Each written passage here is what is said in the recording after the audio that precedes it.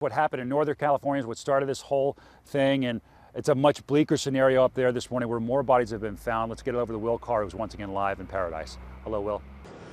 Good morning, Rob. There's still a number of people missing across this area, largely because there's no cell phone service and because the damage is so extensive. You can see the face of this building has been ripped off, and as you're walking along, it looks like a bomb exploded across this community, leaving nothing but rubble and heartbreak. The death toll jumping in California's most destructive fire ever. The Camp Fire scorching more than 100,000 acres, destroying more than 6,700 homes and buildings. This weekend, Paradise looks like a war zone. You don't have anything else? What I was wearing Thursday. Sean Field is one of 27,000 people desperate to see what's left. Do you have any idea if your home's still standing? No.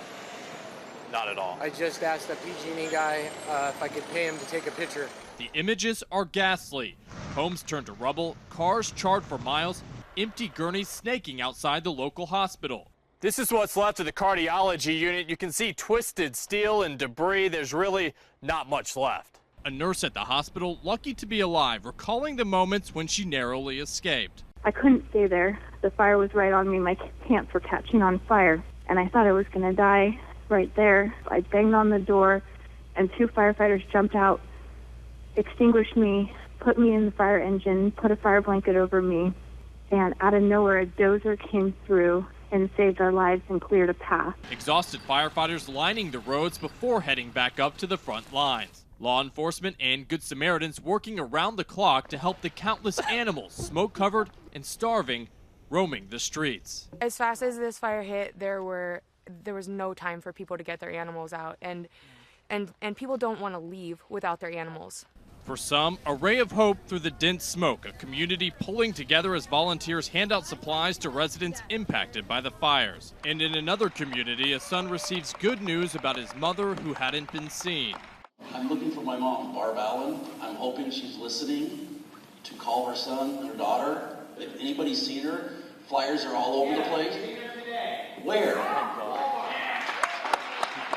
More good news. The containment numbers have jumped to 20% with this fire, but we're expecting strong winds throughout the course of the day. And of course, the damage here in Paradise has already been done. Rob. Well, I tell you, we are searching for any sort of good news. There's no doubt about that. Any kind of containment is welcome. Yesterday, we talked to a number of victims of this fire. I came across one man who was witnessing another home burn alongside of me, and we got to know his story. He actually evacuated his home during the frantic night of the fire, spent the night in the parking lot of the safety of the beach, and had not seen his home or heard about what had happened. So we went back to his home to check it out, navigating the treacherous roadways, and this is what we found yesterday. We tried to stay as long as we could. It's just a tornado hit. I wanted to get back up there, see if any horses survived, see if what we got left. How are you holding up emotionally? Tough. Real tough. Where's your place? Where do you live? Right here. Oh, so your house is all right. Yeah. That's got to be a relief. We made it. I mean, it's emotional. I bet. You can imagine the emotions running through that man. He left 6 of his horses behind, and he tended to them as soon as he got home. The number of people hopefully will be more relieved in the coming days, but the problem is we have anxious moments, as I mentioned ahead. The Santa Anas are coming back. So let's take a look at this situation. We've got basically 2 pulses of upper level energies that will support more offshore winds, not just here in Southern California, but Northern California as well. So a number of fire weather alerts and wind alerts with high wind warnings posted, especially for the mountains.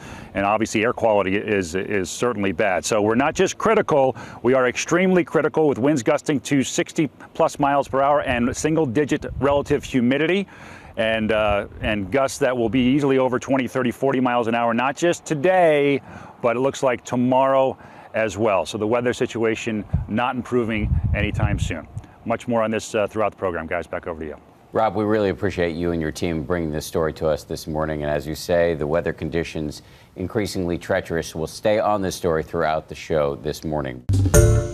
Hi, everyone. George Stephanopoulos here. Thanks for checking out the ABC News YouTube channel. If you'd like to get more videos, show highlights, and watch live event coverage, click on the right over here to subscribe to our channel. And don't forget to download the ABC News app for breaking news alerts. Thanks for watching.